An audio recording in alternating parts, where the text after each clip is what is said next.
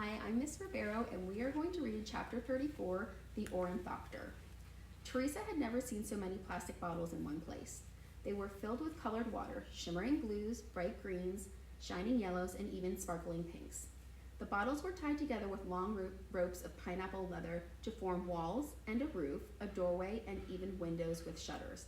Together, they made a tiny house, a house built out of entirely of recycled plastic bottles. Sunlight filtered through the water, lighting up the home like a prism.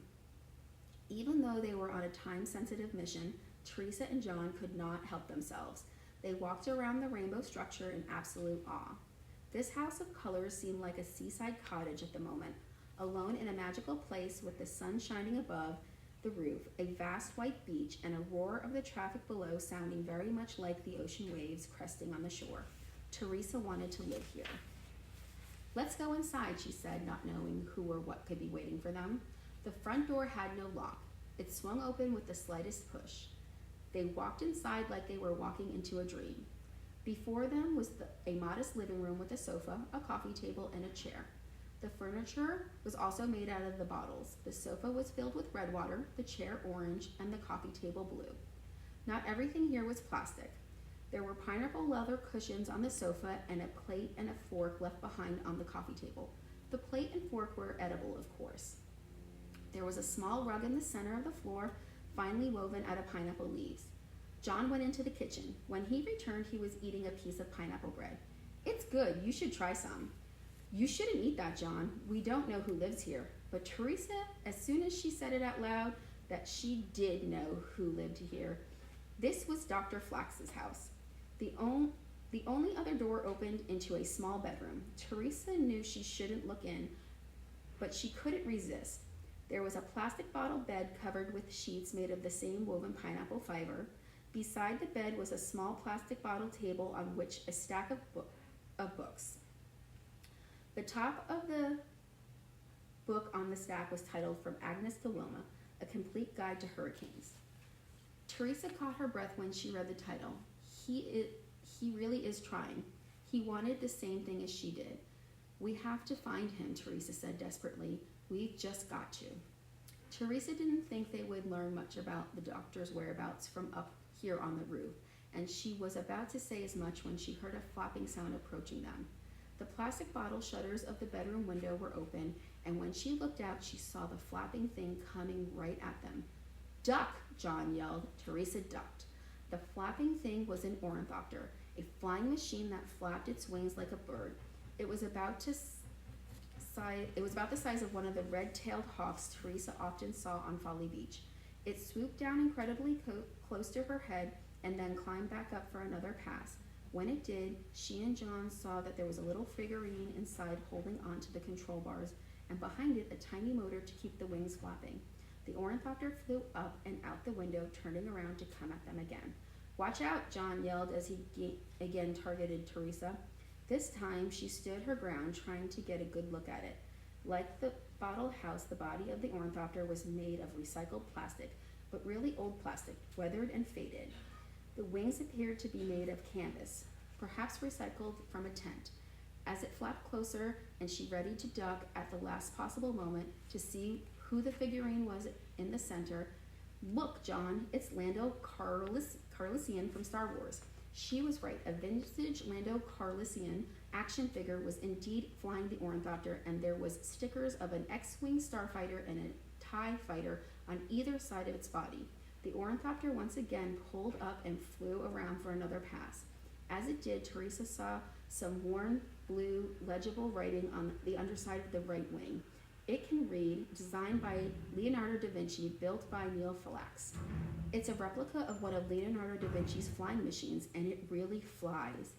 "With a motor, yeah," John noted, not sure if it could fly without it. The ornithopter seemed especially interested in them as it turned and headed toward them once again. "It's got a camera on its beak," John said. "Look, a really tiny one." Teresa saw it. Maybe the Zacharys were watching them with this miniature spy plane, but if the robots knew they were up here, wouldn't they have come to stop them by now?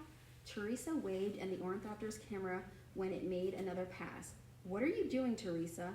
She wasn't sure. Maybe she wanted to know the Zacharys. She wasn't scared of them. But the ornithopter tilted one wing as it passed it, and if it were waving back. Then it flew through the window. She ran out of the house to see if it would follow her. Instead, the ornithopter did a loop-the-loop and flew toward the edge of the roof. Just when she thought it was leaving them for good, it turned and began to circle around one of the skylights. Teresa turned and walked in its direction. John came out of the house and saw something else. Look, Teresa, there's an open hatch over here. But Teresa kept walking towards the ornithopter. It seemed to be waiting for her as it flapped around and around the skylight. When she came close enough, the ornithopter started moving in a tighter and tighter circles. Lando Carlisian's belly was nearly skimming the surface. It was as if Lando himself wanted to show her something. Teresa looked down. She saw Marie Curie in the room below, rocking in a chair and cradling the lifeless, broken body of Thomas Edison in her arms. She was stroking his metal brow gently. She appeared to be talking to him. There, there, she seemed to say, there, there. The room was filled with lit candles, and there was a fountain gurgling in the corner. But strangest of all, there was a large human-sized purple box with a silver trim and a darkened window on its front, laying in a raised platform in the center of the room. It looked like a coffin. Dr. Flax had to be in there, she thought. Maybe he was dead like Thomas, and Miss Curie was watching over their bodies. Since she had been programmed to keep Dr. Flax safe from harm, what else could she do now that she had failed? Teresa, John yelled, come over here. No, you come over here. You have to see what I found. Oh, I found someone, too, and she's in your lab. My lab? Teresa turned around and ran back to John's direction. The ornithopter lifted out of its orbit and followed her. Wow, he said. I didn't think she'd actually take it. When Teresa looked down, she saw a familiar sight, her personal laboratory. They were standing right above it. There was all of her welding equipment, all of her stainless steel and aluminum rods provided for her, the boxes of tools and the hooks and the hinges and the screws. There was the forklift she had promised her father she would never use, and there was Ashley standing directly below them, surrounded by a dozen small aquariums. She was using an eyedropper to feed all of her different algae. I can't believe it. Ashley took my lab. Of course she did, John said. She was jealous of you from the start. You got first place. You got the biggest lab. You're smarter, nicer, and much cooler. What did he say? No one had ever called Teresa cool in her life. Well, I think the ornithopter wants us to go into that other room. We could use the plastic-eating goo to drop down on them. Finding Dr. Flax is the most important thing. The ornithopter did keep flying toward them and then back to the skylight as if it were trying to draw them in that direction. But John had a different idea. Come on, we can surprise Ashley, grab her, and make her tell us everything she knows. That's mean, Teresa whispered, but he had already lowered himself down the hatch.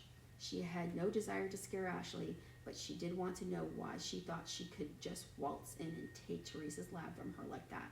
So Teresa followed him down the hatch, and the ornithopter followed them too.